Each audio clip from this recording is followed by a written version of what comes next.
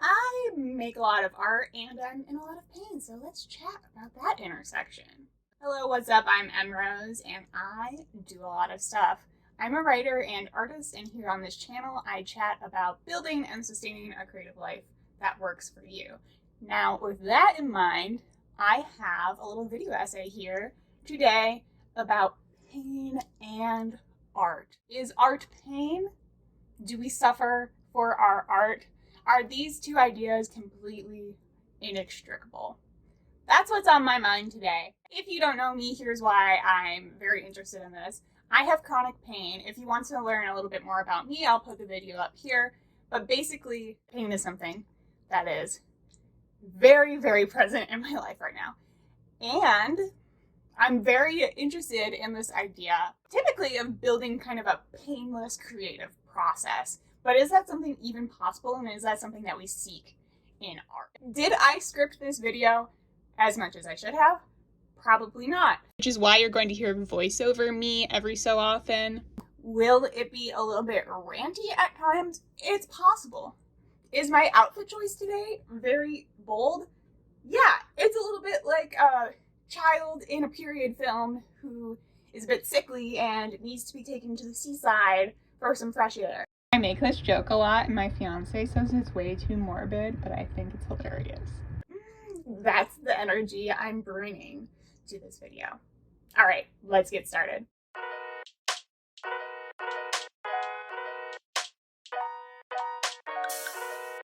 There is a prevailing idea in our society that artists are a particular type of person, that to be an artist and to make profound work, you are probably someone who is very melancholy, prone to bouts of depression, prone to being very sensitive to goings on in the world, all of that. And there's also this idea that pain equals profound art. It's also very common to see artists depicted as working all through the night, not sleeping, indulging in different substances of various levels of danger for addiction, etc., etc. The trope of the starving artist is so common that I feel like people don't even think about how messed up it is that we value artists so little that like we think it's kind of cool and sexy for people to be living dime to dime, living on pennies basically, when they are starting out as an artist. Like, what is up with that? Anyway, the ranting is already beginning. But what I want to focus on first today is on the personal level. Does pain and suffering make you a better artist? Is pain and suffering what drew you to art in the first place? I'll be sharing my opinions, and I'm also going to go into some of the stuff that really pisses me off about these common assumptions. So, of course, there are some very well-known artists who had really rough lives. I think, that's kind of the human condition. All of us suffer in some capacity, although, of course, we are existing in various levels of privilege. Something bad happens to everyone at some point in their lives, whether that is extreme poverty, illness, loss of a loved one. Life's not easy, okay? Like, we get that. And naturally, some of the people we consider great artists had really rough lives. So when you start looking into some of this, Van Gogh is, of course, one of the first people who pops up because he was in dire straits basically all of his life and had a lot of mental health conditions, and was not celebrated in his time, but is obviously one of the most famous painters now in our present society. There's also people like Picasso, who is very known for his depressive blue period paintings. One of his friends, Jamie Sabartes, is quoted saying this about Picasso. Picasso believed art to be the son of sadness and suffering. That sadness lent itself to meditation, and that suffering was fundamental to life. If we demand sincerity of an artist, we must remember that sincerity is not to be found outside the realm of grief. If we take this friend of Picasso to his word, and we think of Picasso as this person very preoccupied with grief, with sadness, it was his belief that humans are driven to art because of our miserable existence, basically. Listen, I'm no art historian, but Picasso was like a very weird dude. I just think this quote is an exceptional way of stating the foundation of my point here. Art to be the son of sadness and suffering. What came up time and time again while I was preparing for this video was this idea that art was a way of bringing meaning to suffering. That art was at once like the child of these incredibly torturous experiences, but also something that could like kind of could help you dig out of it, essentially. Now there's a second facet that I want to explore while I set up the foundation here. And I think this quote from Aldous Huxley really embodies it. Now, worth noting that this is a quote from a character in one of his novels. He's not actually outright saying this, but I think it does a really good job of establishing some ideas that we commonly have about art. Here's the quote. "Perhaps it's good for one to suffer. Can an artist do anything if he's happy? Would he ever want to do anything? What is art after all but a protest against the horrible inclemency of life?" So this quote posits the idea that art would be unnecessary if we were not suffering quite as much as a species, which I find very interesting. And the first part of it is what really got me tuned into this quote, which is perhaps it's good for one to suffer. Now that's a really unusual statement right there. Is it unusual? No, it's not. People say this stuff all the time. And this is where I start getting angry. The concept of the tortured, suffering, starving artist starts to bother me when people who would not otherwise be in this place of suffering artificially implant that in their lives with the idea that it's going to make them better artists. All this to say, I do not enjoy the artistic romanticization of pain, which is very bold to say for somebody who's dressed tuberculosis chic right now. I think that's the opposite of the sincerity that we are asking for of artists. So why don't artists just go out and write about their relatively easy or less anguish and suffering and despondency experiences? Why is that not enough if that is true to their lives? Well, we have this idea that literary truth, that artistic truth, is in like a linear relationship with pain. So you got the more pain, the more truth. And it's a direct situation. To me, this is just so bogus. This is the part of the suffering artist that I really cannot get behind whatsoever. I'm going to talk a little bit here about my experience of pain. To me, pain is like the opposite of profound. I mean, there have been cases in my life where like my neurons are firing, all those neurotransmitters are zooming around because my physical experience is so intense, and that can kind of give you a bit of a rush that feels like you are experiencing something beyond normal, beyond just typical existence. But having been in pain for quite some time now, over a year, more than anything, I just find it to be quite boring. It's quite a repetitive experience. Taking care of myself throughout it is very boring and taxing and incredibly mundane. It's bogged down in the little details of making sure I get my refills of medications and making sure that I sit or stand or lay down in specific ways and figuring out what I'm going to do about the dirty dishes in the sink when I don't want to stand there because my pain is too high. It is full of these incredibly dull experiences of everyday life, and I don't get that feeling of like, this is art, or even that I can make this into an incredibly expressive emotion through art. It's also an incredibly isolating experience. It's just quite difficult to convey to anyone else. Although, a note, I do go into this later, I understand the desire to transform this incredibly mundane experience into something worth it, something more profound, something that can help me reach others and connect with them. But in practice, I don't find that as rewarding as I would have expected it to be. And that's why I get pissed off when people start trying to mine their lives for trauma or for vulnerability that isn't there, or when I encounter the assumption that what you should be writing about is the hardest thing that you've ever gone through, because that will reign with the most truth somehow. I just don't think that's right. I don't think it's right at all.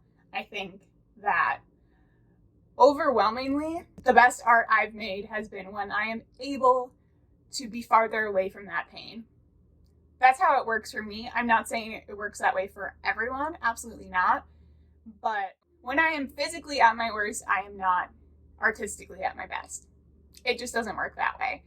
And no, I know I'm talking a lot about physical pain right here, but it's incredibly tied up in mental and emotional pain as well. To give humanity and our society like an ounce of credit, I do think that we have become so much more aware and able to talk about different mental health issues in the past decade-ish that we no longer have such a strong romanticization of mental health issues when they are connected to artists. We're able to talk about them in a way that I personally feel is more accurate. That these artists are not extremely brilliant because of their mental health conditions, but rather in despite of them in many cases.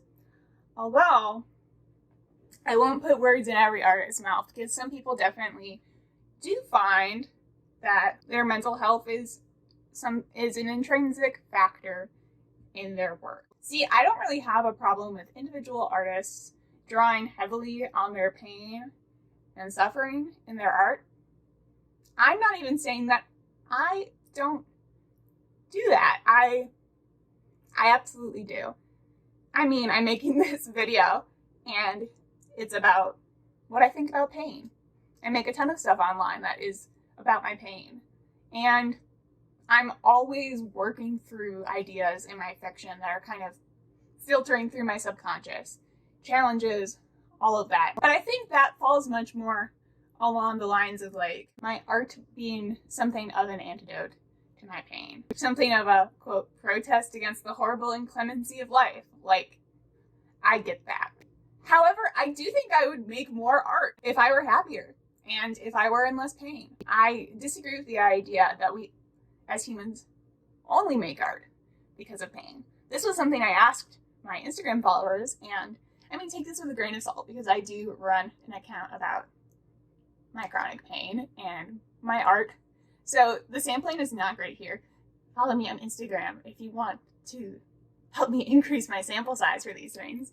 But here are the results for that particular question. Would you create more art or less art if you were happier? And I think this is a really interesting breakdown right here. I'm definitely on the more art side. Now, even though we might be a lot more conscientious about different mental health conditions now, what I'm seeing a lot lately is advice that starts out with something like, write what you know. But then it goes on to demand the extraction of every painful and vulnerable moment in an artist's life to produce artistic truth. This can be a demand that is imposed upon marginalized creators, especially, And I think in those cases, it's especially harmful. It, in many ways, reduces people to their trauma. And if they should dare write something humorous or lighthearted, or simply not about the identity that they have been marginalized for, whether they're a creator of color, or they're an LGBTQ creator, or they have an illness or whatever. Identity categories, specifically identity categories that come with preconceived notions about the hardships that go along with them, the types of hardships, whether they are in fact a hardship at all, leaving very little room for positive expressions or individual nuance, can be imposed really rigidly by publishers, by the world at large, and it can be very limiting and emotional to think as an artist that your work will only do well if you are kind of picking at the scab of your suffering for the rest of your life. I think that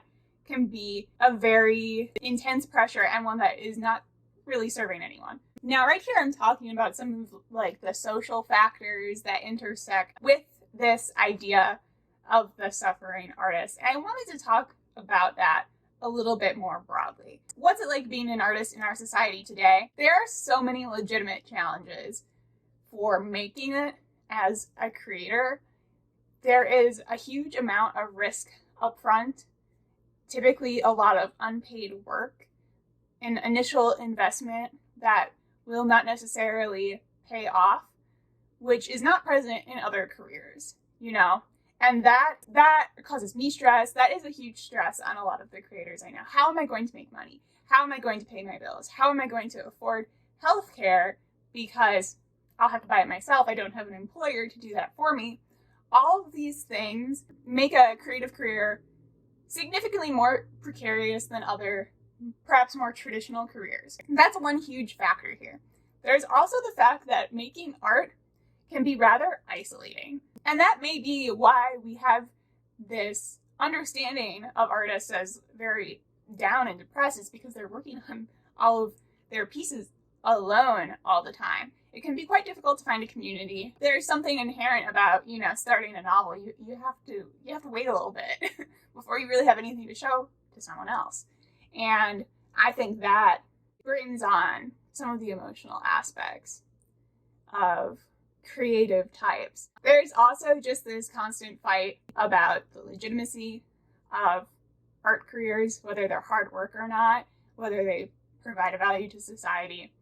All of those things can kind of factor into the degree of suffering for your art that an artist may have. And I do kind of think those are suffering. Like, those are bad. And I wish we could have more stability as creators, all those creators out there.